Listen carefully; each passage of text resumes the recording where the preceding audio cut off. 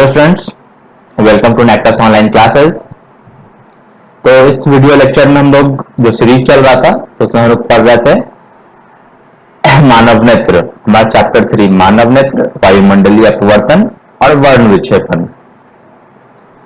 तो last video में हम लोगों ने मानव नेत्र के बारे में पढ़ा था कि इसकी बनावट क्या होती है, इसकी संरचना क्या होती है, ठीक है, देखने की क्रिया कैसे होती है, वो सब भी हम लोगों ने देखा था। तो हम लोग आगे कंटिन्यू करने वाले हैं। लास्ट वीडियो में हम लोगों ने समंजन की क्रिया, समंजन क्षमता के बारे में डिस्कस किया था कि मानव नेत्र को दूर की वस्तु और पास की वस्तु दोनों वस्तु देखनी होती है। तो इसके लिए क्या करता है वो, जो उसके जो नेत्र लेंस होता है उसके फोकस दूरी को एडजस्ट करता है, ठीक है। तो फोकस दूरी को एडजस्ट करके जो पास रखी वस्तु होती है उसको भी देखता है और उसको एडजस्ट करके जो दूर रखी वस्तु है उसको भी देखना होता है। तो इसे समंजन क्षमता कहते हैं। आज हम लोग देखने वाले हैं जो समंजन की क्रिया है वो कैसे होती है, ठीक है। तो सबसे पहले हम लोग देखेंगे कि इमेज बनता कैसे है, हमारी आंखों में जो प्रतिबिंब है वो बनता कैसे है। ये हमारा नेत्र गोलक है, ये हमारा नेत्र है, ठीक है। तो हमारा नेत्र गोलक है, तो यहाँ पे एक ये लेंस दिख रहा है, ये वाला भाग क्या है, लेंस है। अब इस आंख को क्या करना है, और ये जो हमारा ये पीछे वाला हिस्सा ये रेटिना है। अब आंखों को दूर स्थित वस्तु भी देखनी है, तो कोई वस्तु अगर बहुत दूरी पर स्थित है तो उसे कैसे देखना होगा।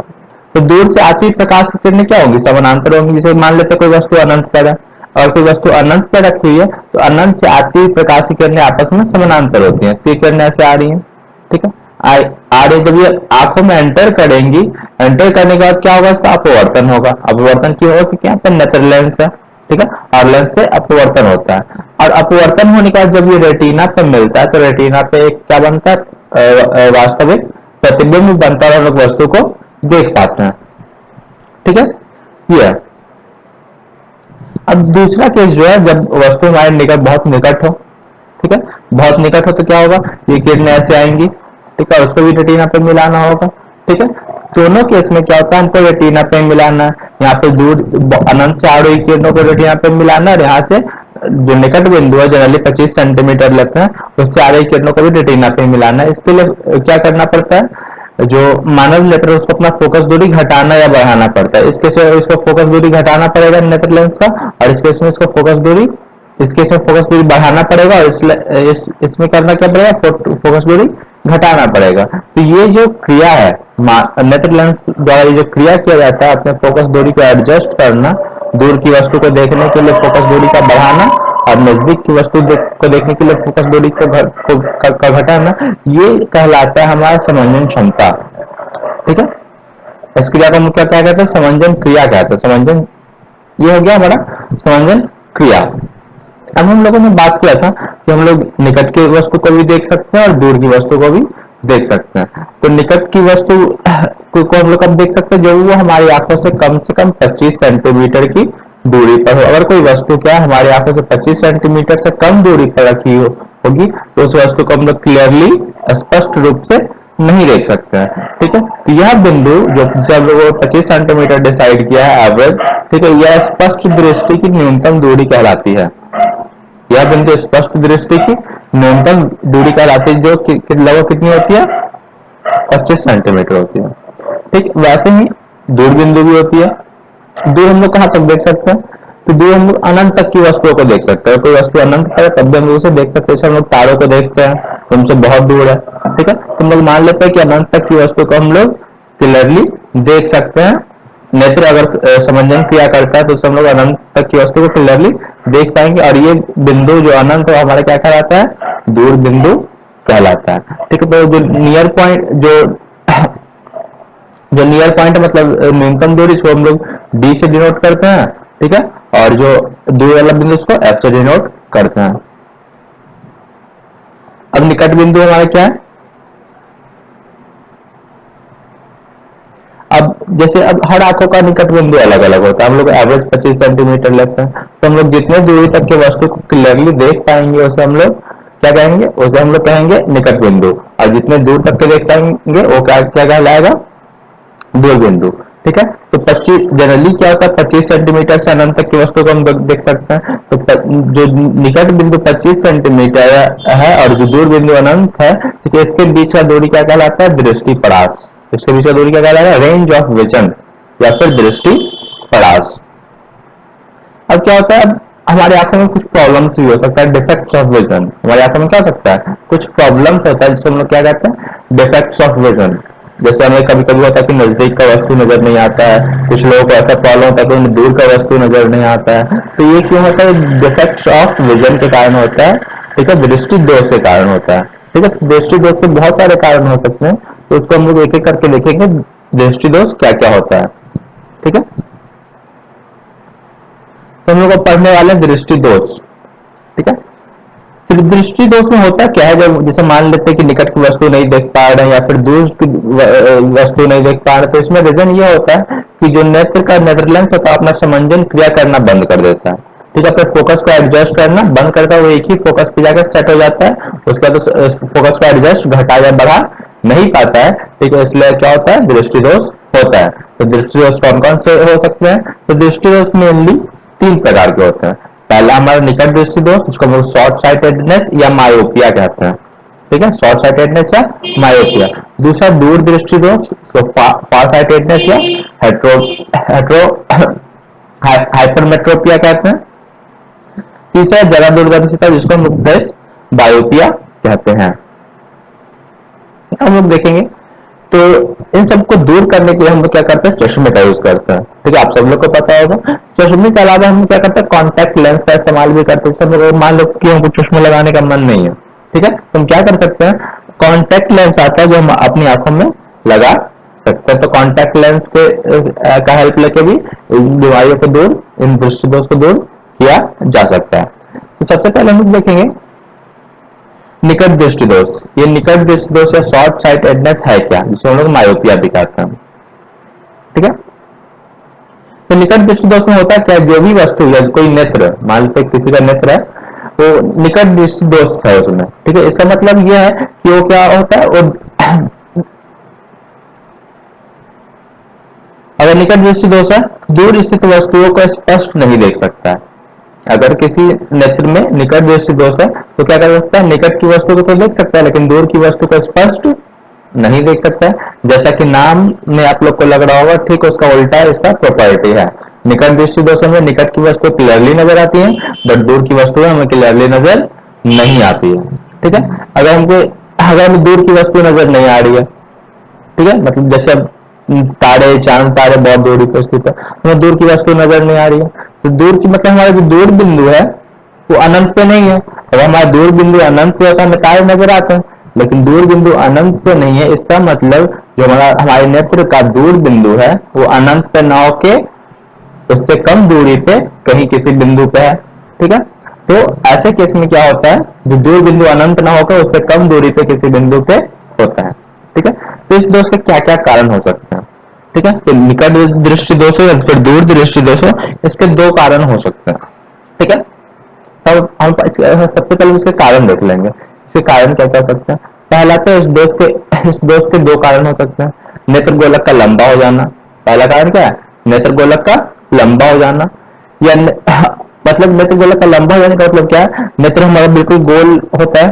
ठीक है, तो लेंस, ठीक है, जो नेत्र के बीच में नेत्र में क्या होता है, लेंस होता है, यहाँ पे लेंस है और रेटिना है, इसके बीच का दूरी बढ़ जाना। अगर लंबा हो जाएगा तो पीछे चला जाएगा, ये रेटिना थोड़ा क्या हो जाएगा, पीछे की तरफ शिफ्ट कर जाएगा, ये थोड़ा आके ऐसे जाके ऐसे शिफ्ट हो जाएगा।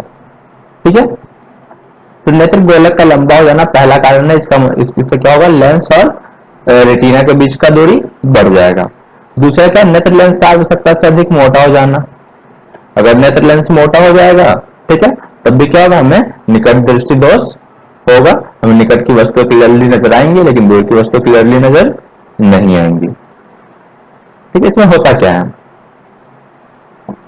तो बहुत दूर अनंत पर रखी वस्तु से आंख समानांतर किरण रेटिना के सामने आई पर फोकस हो जाती है।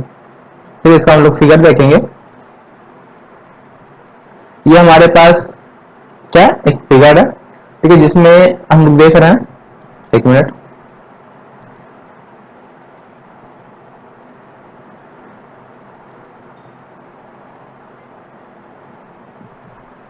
हम लोग ये फिगर देख रहे हैं।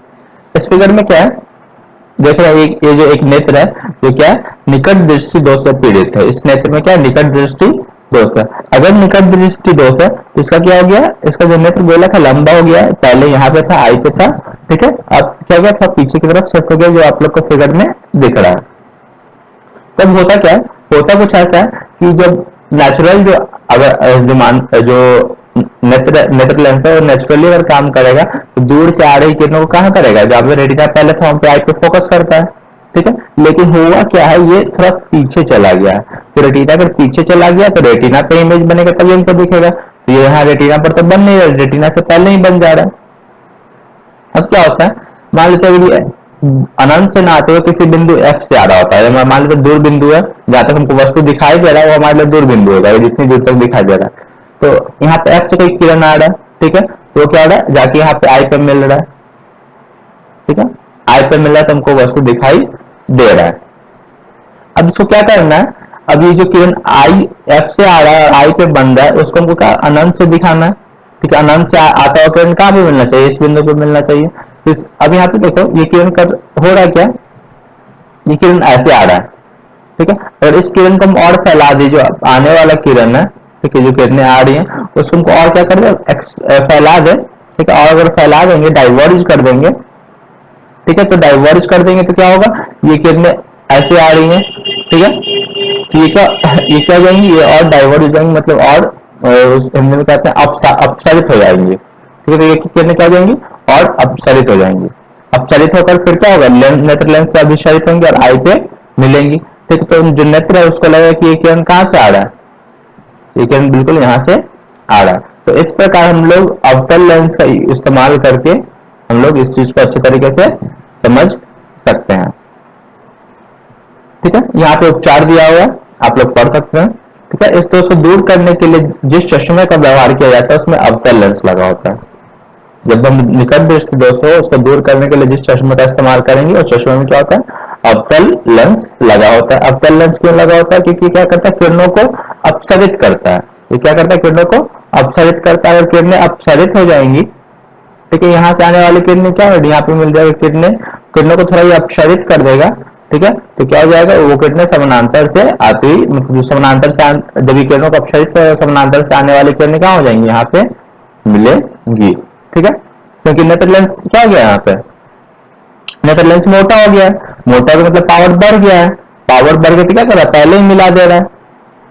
अगर नेत्र लेंस, हम एक कारण ये भी पढ़े हैं, ठीक है, कि नेत्र लेंस मोटा हो जाने का निकट दृष्टि दोष होता है, तो मतलब नेत्र लेंस का पावर बढ़ गया है, पावर बढ़ जाने का तो क्या करेगा, रेटिना के पहले ही मिला देगा, रेटिना के पहले ही मिला देगा, तो इसका अब क्या कर रहा है, बहुत ज्यादा ये कन्वर्ज कर दे रहा है, ठीक है, अभिसारित कर दे रहा है, मोड़ दे रहा है। तो हमको एक ऐसा चाहिए, बहुत ज्यादा मोड़ दे, मतलब बहुत ज्यादा अगर मोड़ दे तो क्या होगा, पहले ही मिल जाएगा, ठीक है, तो हमको कम मोड़ना है, कम मोड़ना तो हम क्या करेंगे, ये तो जैसा काम कर रहा है वैसा ही कार्य करेगा, तो हम क्या करेंगे, पहले एक ऐसा लेंस लगा देंगे इसको और पहले से फैला दे, और फैला देगा, और ये क्या करेगा, तो ज्यादा ही मोड़ेगा तो काम चल जाएगा, ये आई पे जाके मीट करेगा और हमको ऑब्जेक्ट क्या होगा, दिखाई देना स्टार्ट हो जाएगा, ठीक है।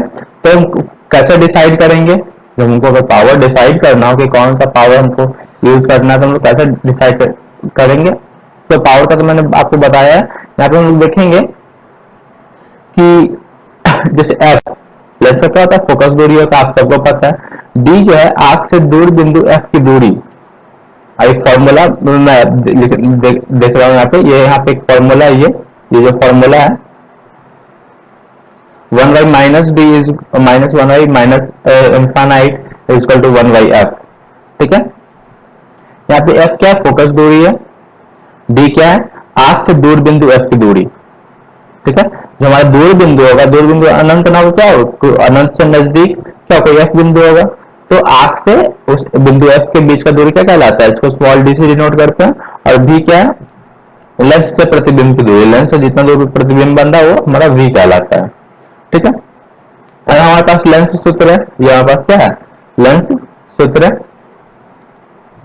तो लेंस सूत्र में ये वैल्यू रखें, ठीक है, तो फाइनली मेरे पास क्या रहेगा, f is equal to minus d. इसका मतलब ये है कि जो चश्मा हमको चाहिए, ठीक है, अवतल लेंस नहीं लगेगा, अवतल लेंस की फोकस दूरी क्या होगी, दूर बिंदु तक की दूरी के बराबर होनी चाहिए। मतलब हमको किस फोकस दूरी का लेंस का इस्तेमाल करना है, उसके लिए क्या होना चाहिए, वो दूर बिंदु का जो दूरी है डी उसके बराबर होना चाहिए। ठीक है, तो ये था निकट दृष्टि दोष। अब हम लोग देखेंगे दूर दृष्टि दोष। ठीक है, तो दूर दृष्टि दोष में होता है क्या, दूर दृष्टि दोष में हम लोग क्या करते हैं, दूर की वस्तु तो क्लियरली देख पाते हैं लेकिन निकट की वस्तु को नहीं देख पाते हैं। तो उसके लिए हम लोग क्या करने वाले हैं,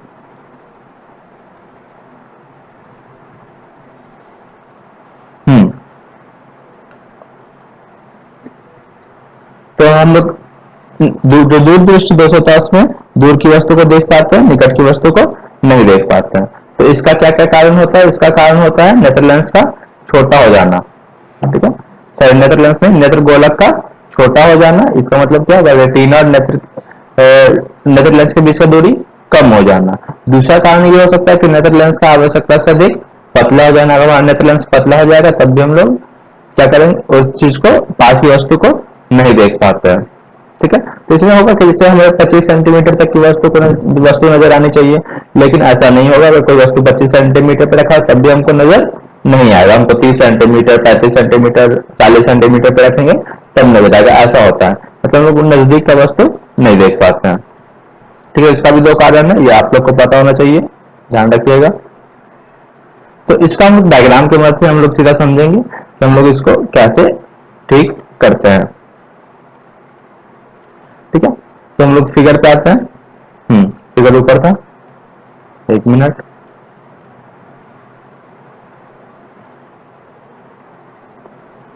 ये हमारे पास फिगर है, ठीक है, ये वाला। ठीक है, इस केस में होता है क्या, हमारा नेत्र गोलक छोटा हो जाता है। रेटिना का ओरिजिनल पोजीशन ये था, लेकिन रेटिना क्या गया, थोड़ा आगे आ गया है। ठीक है, ऐसा दिख रहा है। अब अगर अगर आंख नॉर्मल होता तो यहाँ पे अगर वस्तु है ना हमारे निकट बिंदु, ठीक है, तो यहाँ से किरणें आएंगी। ठीक है, ऐसे आके यहाँ पे मिलेंगी।